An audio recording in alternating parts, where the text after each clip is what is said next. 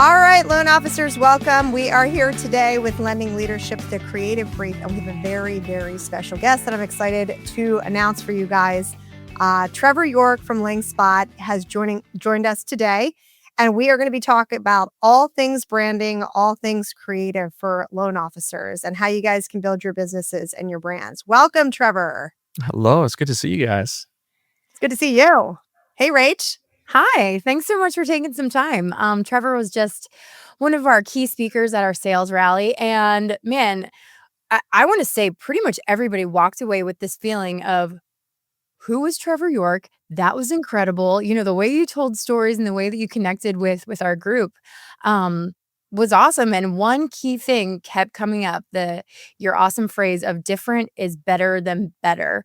Where the heck did you come up with that? It's so simple, but so amazing. And it's just one of those things that everyone is still talking about. And they're using that as their own mantra in everything they're doing. Where did that I come love from? it. So it was a buddy of mine, Chris Doe, and I believe he actually took it from, there's an author who wrote a book, it kind of tapping into creativity, but Chris was talking about this at a conference a few years back. And Chris is like graphic designer, half brain of graphic designer, half brain, like the world's greatest life coach and philosopher. So brilliant, brilliant human. And so he came to this conference that we put on, and he's talking to people in the mortgage industry. And so his whole life, he's spoken to creative people. And so now he's speaking to very left brain people, which are a lot different than the creative world he's used to. And so this was one of the things that he broke down, and he kind of said it quickly, but it jumped out to me because I'm like, that's such a good point. And we see this all the time in our industry. Like I don't know when I walked into the room that you guys put on, right? There's some of the top producers sitting in there, and you guys have a lot of top producers. I have no idea who's a top producer, even like a 30-year person versus someone who's 1 year in the business. Like when you look at them, you don't really know a difference. And then in our like digital world, now everybody could sound like a pro because you can rehearse what you're going to say 30 times. So me being 1 year in the business could sound as good as someone who's 30 years in the business, right? And so it's not so much about being the best, it's about being the best known. And so when Chris was kind of breaking this down, and he broke it down in a lot of different ways, that concept of like different is better than better, because I mean, we all know it in our industry, there's a lot of top producers who are not good at loans. And it's frustrating for people. Like, I know more than they do. It's like, well, it's not really what it's about, unfortunately. So yeah, I stole that from Chris. I think Chris stole it from someone else, but just a really cool concept. And I think it applies so strongly in our industry. Well, we have so many loan officers who were inspired by that, Trevor. Like even I think it was one of our awesome LOs, Denise. She was sending out a recipe to her customers and her realtors, over Easter weekend or before the holiday. And she was just pointing out some really cool things that she does with her recipe. And she actually referenced the tag and said, different is better than better. And I think it inspired her to do something totally different before the holiday to get in front of people. Instead of just saying happy Easter, like many do, or send out a Yeah. family photograph, which everybody does and are very nice to do, not knocking that at all. She thought of this really unique dish that she makes and how it could stand out sharing the recipe with, her database. So Hold on. kind of a cool concept.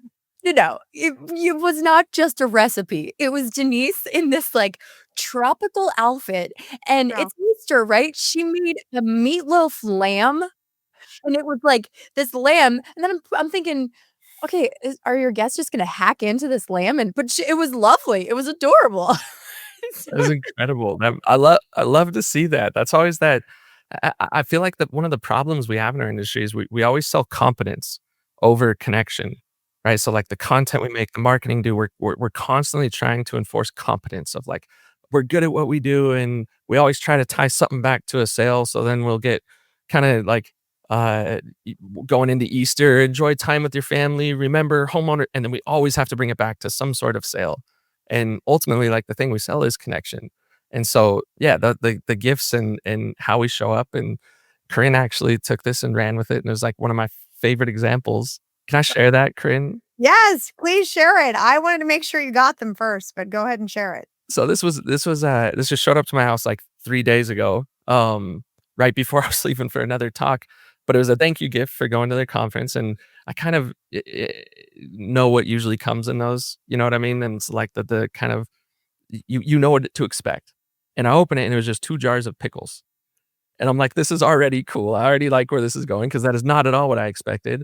But what made it so neat, and it wasn't so much just like a funny shtick, it was actually really, really cool and personal, was then Corinne shared about these pickles, and you can only get them in one place, and that she loves these and thinks they're amazing. And it's amazing because I don't have to be like a pickle connoisseur to think this was a cool gift. The cool part was like I just got to learn more about Corinne. That felt really personal, felt like a connection piece.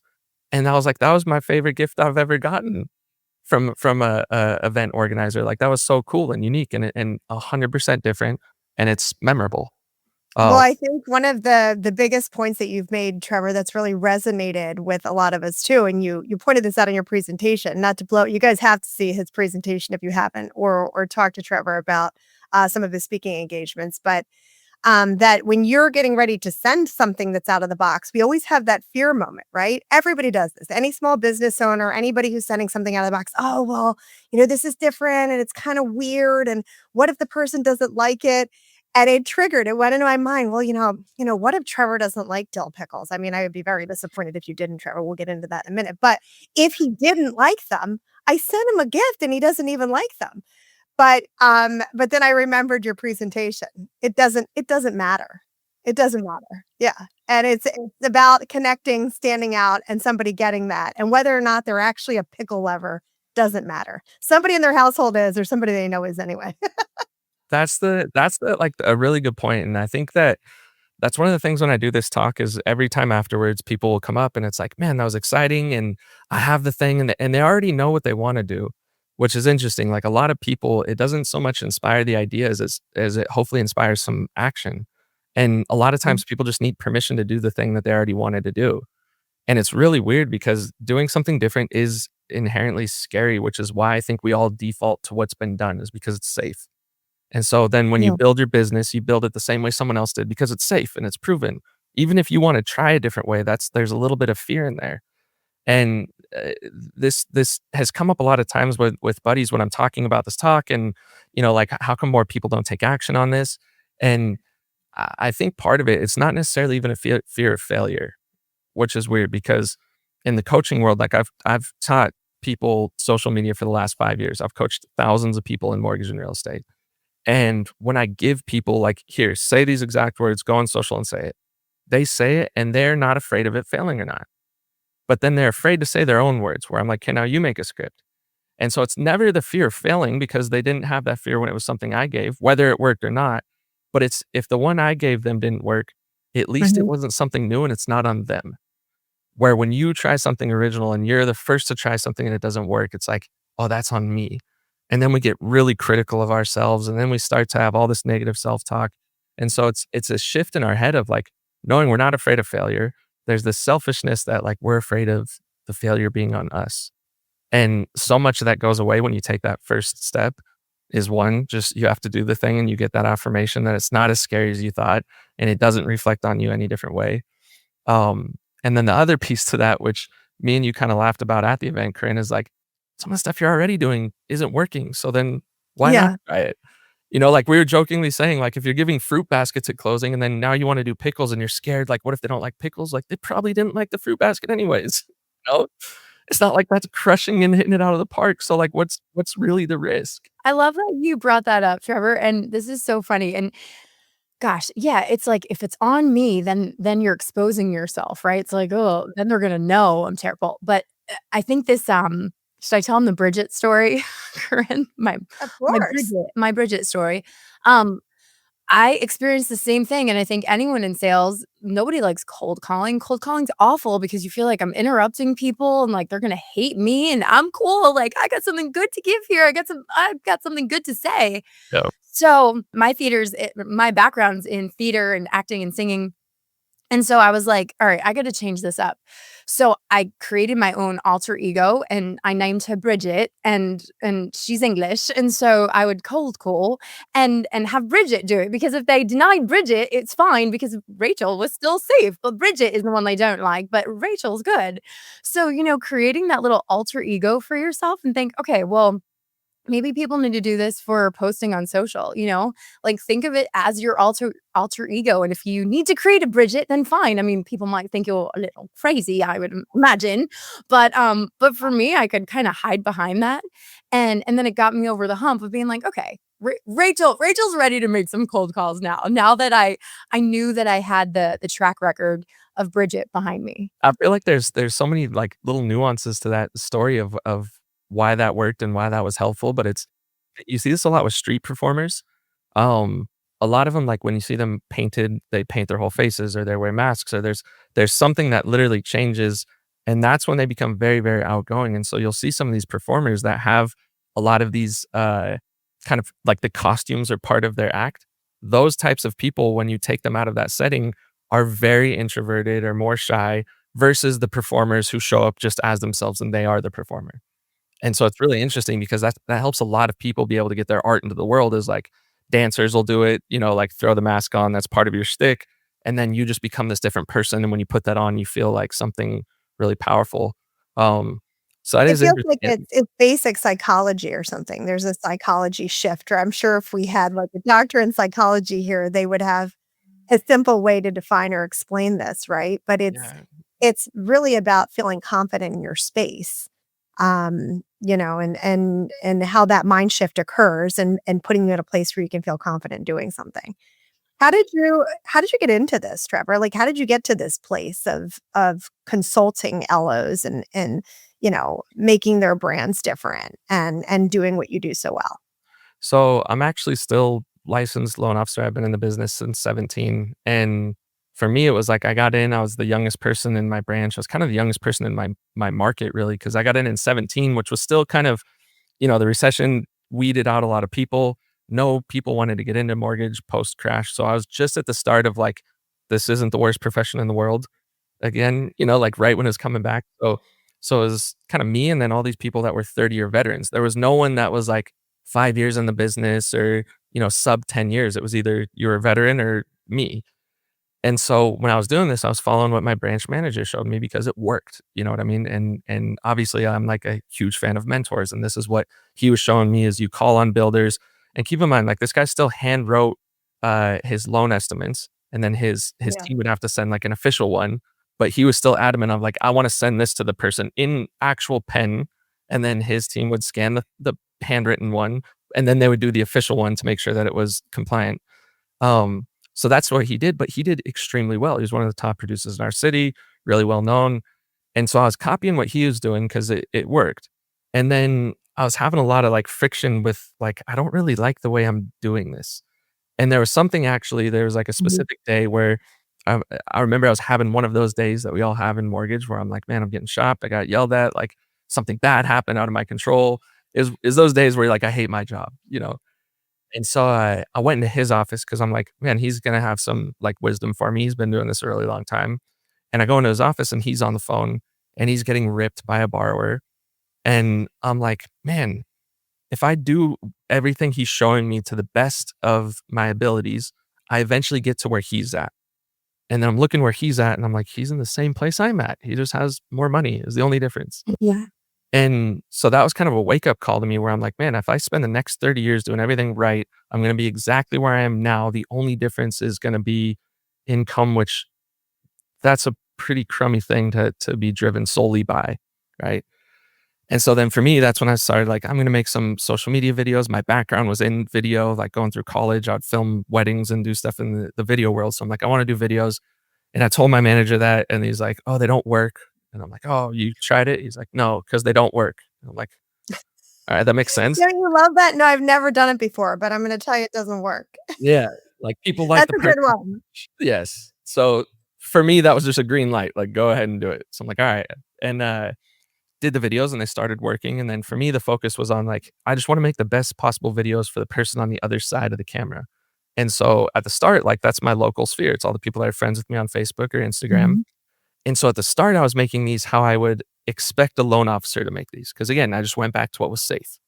So it was, "Hey, this Mhm. is Trevor York with All Western Mortgage, and today I'm talking about" and I got my collared shirt on and my hair combed and just this is not me.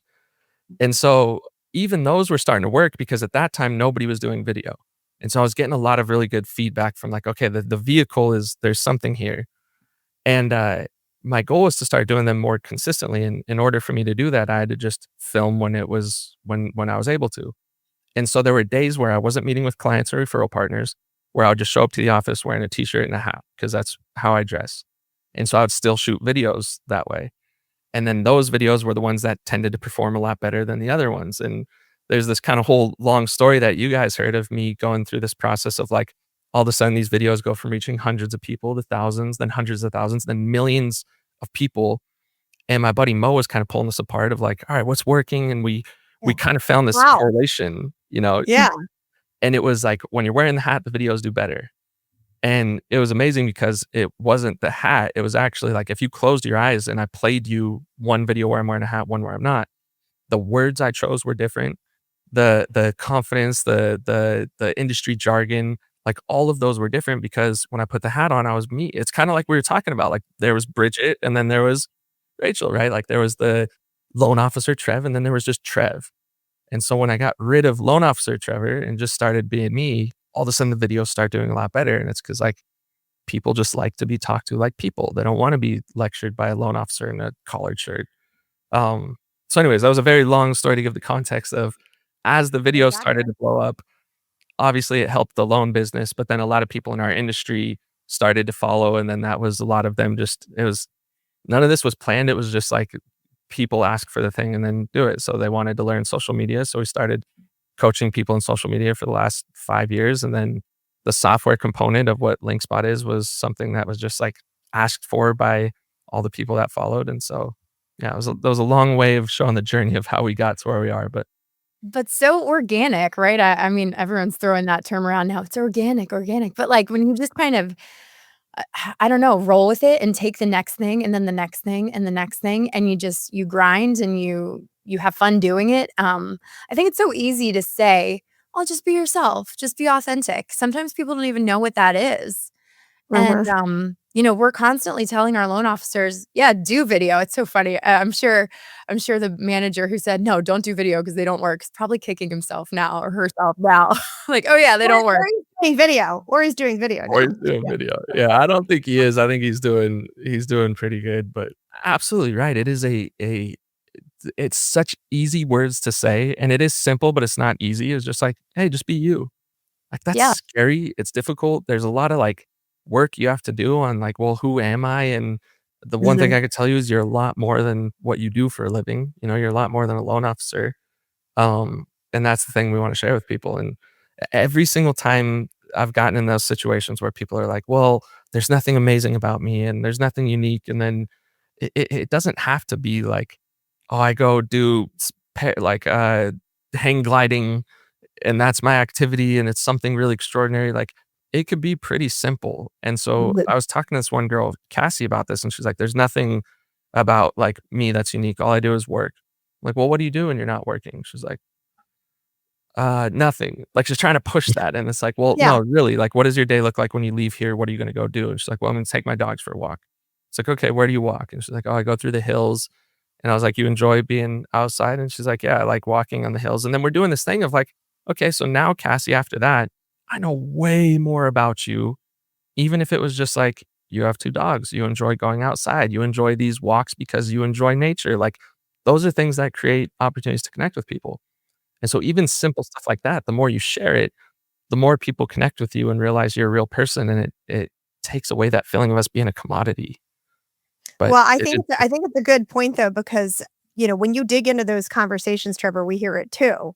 It's a struggle of figuring out, well, what's my thing? What's my thing? And a lot of times it's just tell us about your day to day. Everybody's a consumer. We're all consumers. We all have something we do outside of work, whether it's, as you pointed out, walking the dog, some hobby that maybe you don't think is that interesting. Maybe you're just sitting and playing chess or playing cards with friends. Like, it could be something like, "Well, that's not interesting." No, actually it is. And as you point out, it does connect with individuals, to just showcase something in a different way, even if it's something simplistic, than those videos that we see time and time again that, as you point out, are just pointing out, "Well, we have this product and we have this product," and you see every single person in that industry, whether it be a loan officer or a different industry, saying basically the same thing. Well, 1,000. this person's doing it walking the dogs, and they have the same kind of a dog that I have, and they like hiking too, like I like hiking. Might not seem like anything crazy out there different, but it separates you from the way that other people are doing their videos or sharing their concepts. I think one of the things too is that we set the bar really high on what we think it needs to be, Mhm. right? And then we think we need to commit to this like brand. Like, what's your brand? And then is it like, okay, am I the dog walking lender? It's like, no, it doesn't need to. Like, we don't need to get to that level right away, right? A lot of times, like your brand reveals itself. It's not something you create. And so, like the example that you did is perfect. Is the sending me those pickles was not like you're not like the pickle lender, and now all my marketing is pickle themed, and I'm gonna like it doesn't need to go to that level, you know, like it's baby steps. And so that was just a way of like, this is who I am. This is a very small piece. Pickles do not define Corinne, but when she passes this door, when she's on vacation, she stops to get the pickles. Listen, pickles don't define me, Trevor, but I may have ordered another case. So because they make for great gifts, and if you don't like a salty dill, I don't know what to say. I mean, it's great with a sandwich. So, like, yeah, they're around, but no, they absolutely do not define me.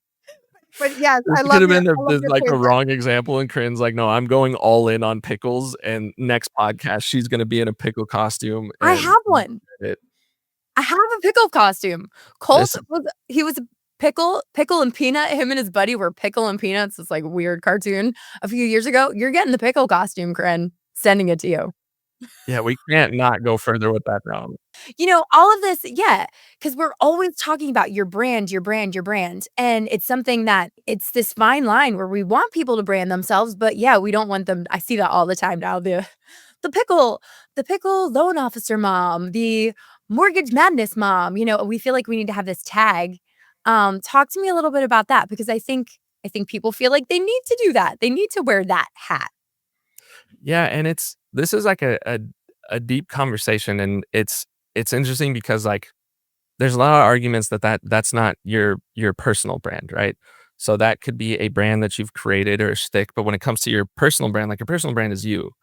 And so I think the reason that there is some value in finding what your thing is it makes it kind of easier. So even I feel like we should find a different example because it'll be hard not to laugh on the pickles. But even if that is the thing, you know, it makes it kind of easier when you're like, okay, I got to give gifts. Gifts are pickle themed. And then I need to send a needs list. Maybe it'll be, you know, a picture of a pickle jar and it looks like the ingredients when I send it out. And then if I send them something, maybe put it in a jar that looks like it's pickles and maybe it's not actually pickles. That's where they're able to get the key to their house that I give them at signing, you know, or like there's all these things that it makes it kind of easy once you have a theme of like, okay, now I know how to incorporate that in all these different areas is like, how can I draw some parallel? And then through that, it gets kind of fun because then all these branches will start to stem off from it. And you're like, okay, maybe it's not just pickles, maybe it's food in general. And now it's like Corinne's kind of food things. And we're learning about this journey of like, okay, in the summer, it's driving past this thing and it's pickles. But then she also, in the winter, it becomes this thing. And then, so now we have all these different components that are starting to build this brand that is who you are. So on some level, that's kind of easy. The problem where I think it goes wrong is when people create that versus having it organically happen. And so when you try and develop a shtick of like, oh, I want to be the dog walking mom lender and that's my thing, like hopefully that aligns with who you are because you're gonna have to stick with that. And ideally that's something that just creates connection with people. And so if you're a mom, like absolutely that makes sense that that is part of your personal brand because that's who you are. And if you have dogs, like awesome, that is who you are. My buddy Alex is the mortgage pug. He's had pugs for the last 15 years, and that is a piece of who he is. And it does open the door for conversations and other people who love dogs and even people who hate dogs. And like, dude, I'm a cat person, but I love you and I love my cat as much as you love your pug. You know what I mean? Like, there's still Yeah. those opportunities. But yeah, that would be the one thing I would caution is that if you're going all in on a brand that you've created, make sure that there's not a disalignment from what your personal brand is, which is who you are. And so my advice would typically be to let that reveal itself and it kind of like just through who you are, like, oh, I've got kids right now and we're mountain biking. And so I'm just going to write an email newsletter about riding mountain bikes with my son. And then that's going to start to get traction and you get that feedback and you're like, oh, maybe I could share more of that. And then you realize like, man, something that really defines me is like when I'm not working, I love being outdoors and I love being with my family. And so, like, my buddy Darren is kind of he's very similar. He likes hiking, he likes skiing. And so he'll have things like his customer journey when you get pre-approved with him, where he shows all the different milestones. It's in the form of like a ski map when you go to a ski resort. And so he's kind of leaning into No. this thing. And then some of the milestones that he sends is like the trail marker signs when you're hiking, and it'll tell you when you've been pre-approved or these different areas. And so it reveals something about Darren. And so he doesn't have to like create the shtick, but is just who he is. So yeah, that's kind of my take on the shticks versus having that be part of your actual brand.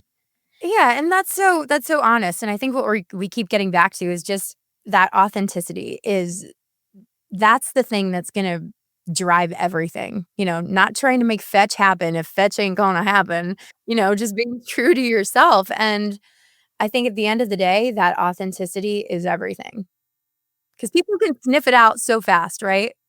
If you're gonna try to be like somebody else just because it's working for somebody over there and like, "Oh, I'm gonna try that," but it's not really who I am, um, we just it's obvious. And I think like what we're looking at right now is a really good example of this because when I'm looking at your frame, Rachel, of the stuff behind you with like the pink chair and the pillows and the lamp and then the artwork on the other side, like there's clearly a theme that is telling me a lot about who you are, right? And we got the Beatles record. So in the lending of old, we used to always meet with our clients and they come into our office and they see these things about us and that starts conversation. And whether we knew it or not, that was building our brand. And so like the biggest thing we can do is basically just digitize that. And we don't get to meet people face to face right like we used to. So how are you creating those opportunities for us to talk about the Beatles or for us to talk about you being in the theater or the pink chair and you referencing Mean Girls? Like that has to come from some of the stuff we're creating online, but there's this disconnect. And so that's the challenge is like, what does your digital office look like now? Are you creating opportunities to connect with people? What this is really good information for our listeners, Trevor. What do you say since we're kind of coming around on time? What would you say is probably the biggest piece of advice that you could give to loan officers who are struggling with how to stand out or I think it can be intimidating because you want to try to do something, but you do want to be authentic as we point out and point out some of those nuances. What would be some of your biggest piece of advice that you would give to loan officers who are looking to break out a little bit, do something different? So I've got one. I think it is the single best thing that you can do. It was the activity that I shared with your guys' team, which is reverse brainstorming.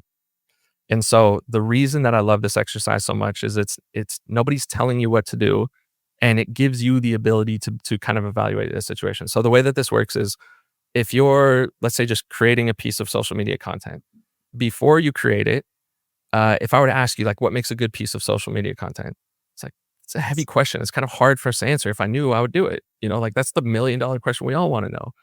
And so an easier question for us to answer is what makes a bad piece of social media content? And then we're like, oh, well, it's when they use too much industry jargon. The video goes way too long. There's no energy in the delivery. The quality Mhm. stinks where I can't hear them and see them. Do the opposite of that, and you will make something that stands out and is good. And I so if like there's that. one thing that would be what I would recommend, and the interesting part, and it's a little bit humbling when you do it, is a lot of times when you'll write that down of like what makes a bad piece of social media content, you write it down and that's exactly what you did. And that's powerful because you're making something. I can even think of some things, and I'll admit it, coming out of our department. Some pieces where I've looked twice at them and been like, "It's a little too long." Like some of those things that you just pointed out. Yep. And sometimes when you get into the project and you're trying to make something impactful, you actually do the reverse of what you intend, unless you analyze in that fashion. I like that a lot, and I feel like it's something that we can all do. It's a Yeah. tangible that everybody can do with their business, any Well, category, any industry. and literally anything you go into, and the amazing part is typically the answers you come up with are the things that'll make you stand out. Because when we look at like what makes a piece of marketing boring, our brain immediately goes to what does everybody do, and that's why it becomes Mhm. ineffective and boring. And so just by doing that, you're gonna find a way to stand out because it's like everybody does this, which is why this is boring. Do the opposite, and all of a sudden you make something really engaging and great. And so it's a good way to get you out of that like writer's block, but it's also ensuring that you're doing something original and different just because by design, what makes marketing work is doing something different. And so, yeah, that's the one thing I recommend, like in any situation that you're doing, whether it's how you write your pre-approvals, how you call referral partners, how you make a piece of content, how you write your emails and your newsletters, like every piece of that, come back to that process and it will improve everything you do. I like that reverse engineering, that reverse brainstorming. That's something I think would be a really great exercise people can start doing yesterday, you know? Yes. in just about every aspect. Now my wheels are turning. I'm like, "Ooh, I'm gonna do this with everything. I'm gonna drive my family absolutely crazy." Someone pointed out to me after, one of the times I've done the talk, they're like, "Man, I heard Matthew McConaughey talk about this in a completely different context, but same thought process is it's hard for us to say, like, I'm amazing and I'm great and I'm gonna win and I'm a winner." Some of us have a hard time with that, like, self-talk. And so his take on this, which was same process of like, "Are you a loser?" Like, "Well, no." "Are you terrible?" "No." Mhm. And so if that's true, that means that the opposite of that, because if you're not a loser, you're a winner. If you're not terrible, it means you're amazing. And so it's really easy for us to go like more of a negative route than a positive one. And so like in a lot of aspects in life, beyond even just your marketing, you'll find like, man, how do I be a better husband? And like, well, I don't know. I think I'm a pretty good husband. Well, what makes a bad husband? And then you'll find these things of like, oh man, those are areas I can improve on because I'm doing that, like, yeah. So a little bit deeper than just the marketing piece. Yeah. Our next exercise, right, Rachel? For the group. We're getting deep. We're getting deep. Before we jump, we would be remiss if we didn't talk about Linkspot. You're we're Absolutely. getting into the branding and who you are, and I think that's what makes you such a great speaker. And guys, you got to follow Trevor, Instagram, LinkedIn, all the places. Hire him for your next sales rally, your next speaking engagement that you need someone. He's absolutely dynamic, and I love your whole approach, Trevor, where you storytell and you bring people into who you are and what you bring to the table, and then they're like, "Wait, what's his company? What does he do again?" And I love that. It's so smart. But Linkspot, I'm blown away by this. So many of our loan officers are using this. It's really changing the way that they are connecting with people from the get-go. So I guess that was just another natural progression of being a loan officer and seeing what people needed, offering them branding. How did Linkspot come about? Yeah, so really similar to how the social media coaching came about, which was like I made this for myself 7 years ago when I got into the industry. I worked for a mortgage company that was one of the bigger ones, and they give me my corporate website, and I'm like, "Do I have to use this?" Because there's a lot Mhm. of things that I don't love about it, and it's not effective. And my background is marketing, and I'm like, I'm a marketer at heart. This is not working. And so I created my own website and obviously went through all the compliance stuff with my company to make sure that I can use it. And so I went through all of that, but I always have had my own website that I had designed as a marketer to work. And then with that is like the quiz functionality, which is how I screen and capture leads, which all these different industries use just across the board, companies in different industries of like, this is a good form of lead capture and nurture. So then I had my website and then I had the quizzes and then I'd have those go to my email software and then I'd have that go to my CRM. And like I built this thing out and it worked incredible for me. And then as the personal brand started to grow and all these people in our industry started to connect with me, like, man, who built your website? Like, I want the same setup. And I'm like, If I gave you this setup, you would hate me. Like, it works for me, but there's like 8 pieces of software. They're all talking to each other and it's a lot. And so there at the time, like a lot of these people I'm coaching are top 100 loan officers in the country. So they have an insane amount of money to throw at the problem. And I'm like, you're going to have to hire a person if I show you how to do this. And they're like, that's fine. And so I'd done that for a few people. And it was just for the people that had a ton of money to pay for all of that software and a person to manage it. And then I was talking to a buddy who developed a software for people in a different industry. And I'm looking at the piece of software like, dude, this is amazing. And it's kind of all the things that I'm doing, but it's all in one place. Can you build me that for mortgage? And so then that was what created Linkspot, was just taking all the stuff I had and making it really, really simple. And then we have this done for you component where you don't have to hire somebody and you don't have to learn how to become a software guru. Like we do all of the hard stuff for you. So it developed just out of like, this is the thing that I needed. And then every loan officer really does need that solution. And it wasn't there, at least not in one piece. And so, yeah, it's been a really awesome project. And seeing it grow is just super fun. Yeah, well, we have a lot of loan officers, we can attest, have a ton of loan officers using Linkspot and absolutely loving it. So we highly recommend you check out the website, follow Trevor, do all the things. And this has been great. Yeah, this has been Yeah. awesome. We're gonna have to Thank do you it very again. much. I feel We're like gonna have to definitely do it again. there's a lot more to unpack, and I want Bridget to host the next one. Bridget might be on vacation or holiday, I should say. There you go. She'll be on holiday, but Rachel might be available. Bridget's cheaper. But yeah, this has been great. Thank you guys for having me on here. So this has been great. Make sure that you like and subscribe Lending Leadership. We really enjoy hosting this podcast, bringing you great content and great thought leaders to follow like Trevor. Make sure that you follow Trevor, DM him and say, hey, I saw you talking to Rach and Rin, and I got to know more about what you do. And Trevor, we'll definitely have you on again. Thank you so much. Can't wait. Bye, guys. Bye, guys.